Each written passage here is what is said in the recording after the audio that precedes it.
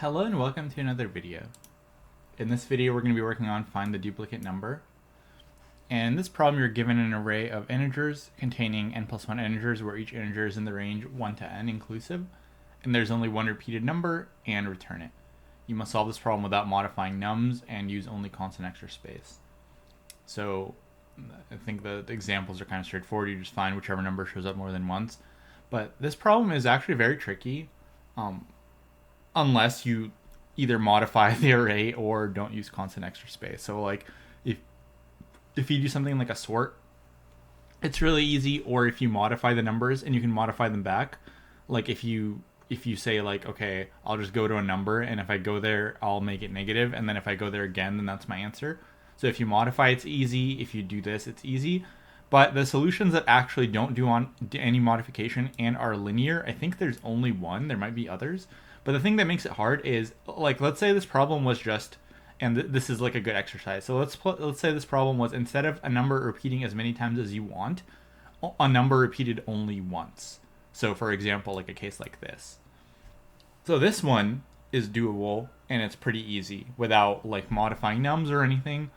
And the way to do this was you can just do an arithmetic sum of like, okay, this needs to have 1 through 5.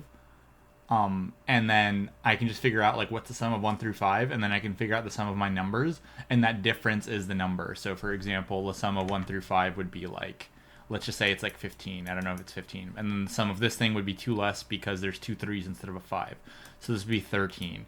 And then you can figure out like what the extra number is from that if there's only one number that appears twice. But because you don't, you can't do that. Like there's many arrays that add up to the same thing. So for example, this adds up to 15, but also something like this also adds up to 15. So you can't like use a sum because a number can appear multiple times. So the way to do this problem is pretty tricky, and it's honestly one of those, like, if you haven't seen it before, you're not really going to get it, in my opinion. Curious if some people did, but so you basically do a Floyd's tortoise and the hare for a linked list cycle, and I'll explain what that is. So let's go through this example over here, this 1 3 4 2 2. So pretty much what we're going to say is we're going to have our indices. So we're going to have this will be our array. And then these numbers in here will be a pointer to where they're pointing to. So I'll explain that as well. So let's say we have an array like this. So basically what this means is, like, for example, we start at location 0, and then that points to 1. And then 1 points to 3, and then 3 points to 2, and so on. So let's kind of walk through what that's going to look like. Let's draw out a linked list to show this. So we start at location 0. So 0. And that points to 1. So by points, I mean like what's the number in here? That's the index that it points to. So the indices will be like what we're looking for, and then the things in the array are what they point to. So 0 points to 1.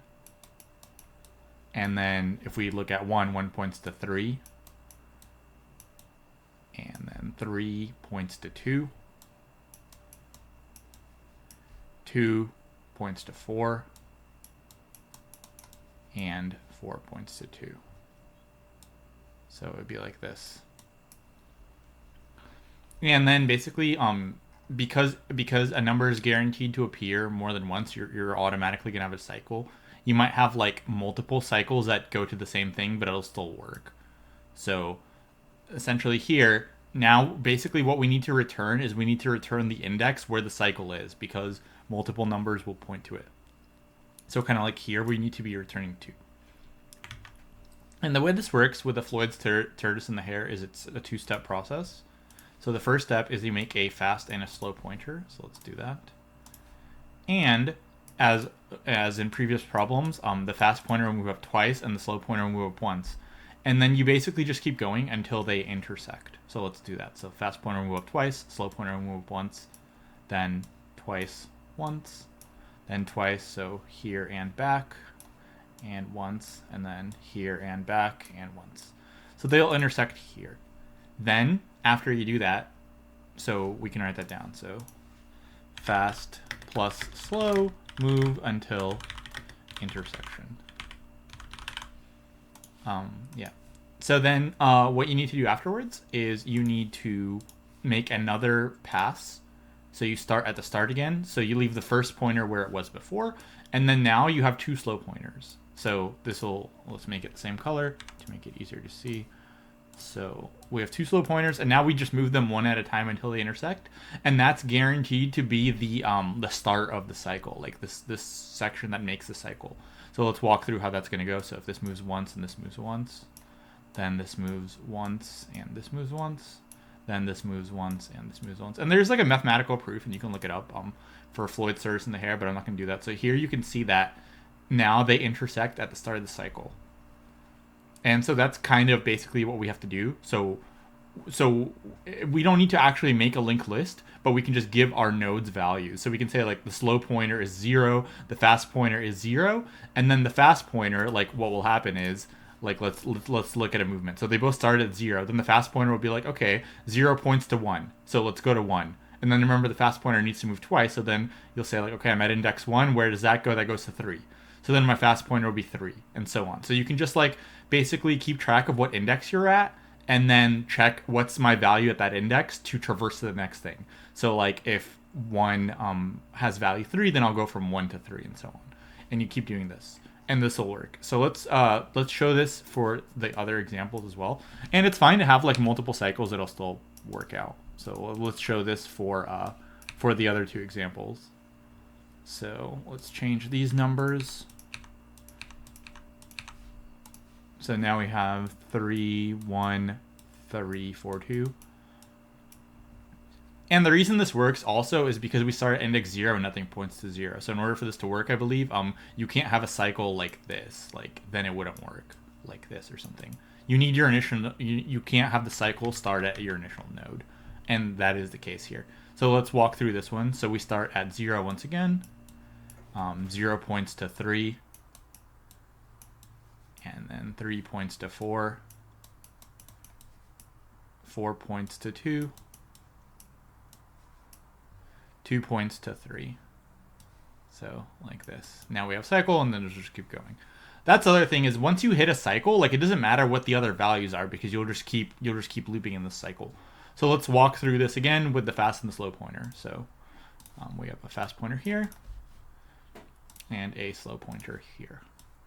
So fast pointer moves twice, slow pointer moves once, fast pointer moves 1, 2, slow pointer moves once, fast pointer moves twice, slow pointer moves once. Hopefully I did that correctly. So they intersect here. Then you do the second pass where you have the two slow pointers.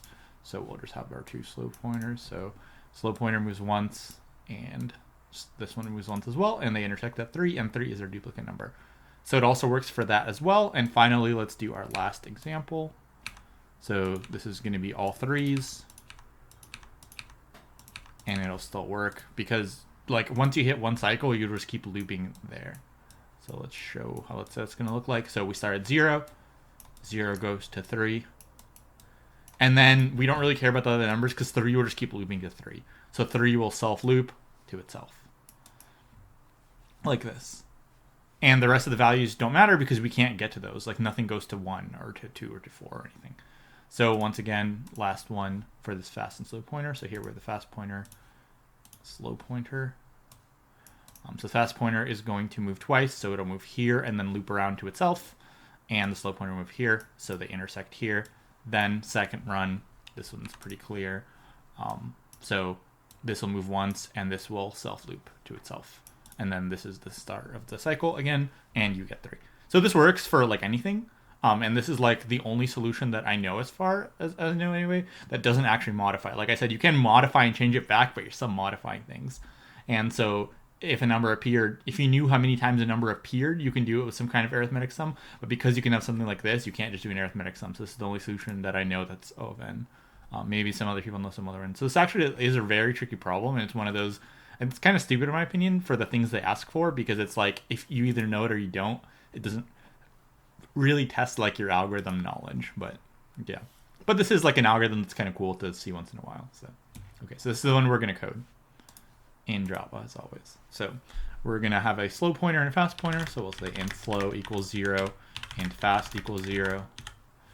And then basically, so you want to start at 0, and then the way you traverse is you just see like, okay, what's my number at 0? That's where I'll traverse, and then I'll just keep checking like the number I'm at is the index, and then what's the actual value at that index to know where to go to next. So these numbers in here are like what node to go to next, and these are actually the nodes if you want to think about it. So we don't actually have to like make a linked list. So we need to move them, and then we need to check them for equality, but we want to move them at least once. So in Java, we can just use a do while loop. So we can say do slow equals num slow. So this will move it to like whatever values in there. And fast, we need to do this twice. So fast equals nums fast, and one more time. So that will essentially move it twice.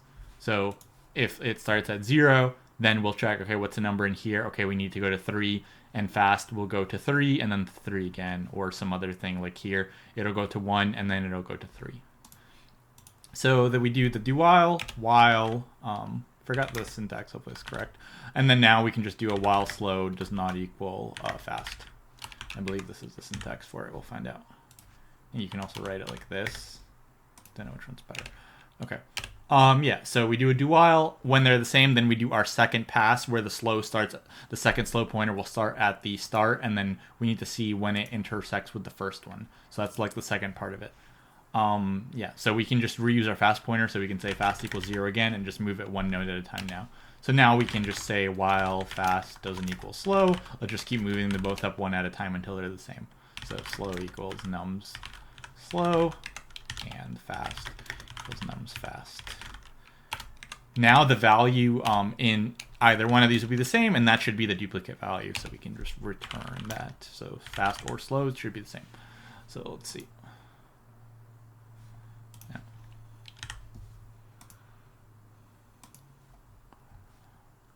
Okay. Yeah. But yeah, not a huge fan of this problem, so I think most of the solutions are probably just like doing things that they asked not to do. So curious if anyone else knows any linear time. I don't know if there is one. I don't think so, but yeah. But like I said, the tortoise and the hare is kind of a cool concept to learn once in a while. So, and it's like one of those, like, if you haven't seen it, you're never coming up with it on your own. I would think so.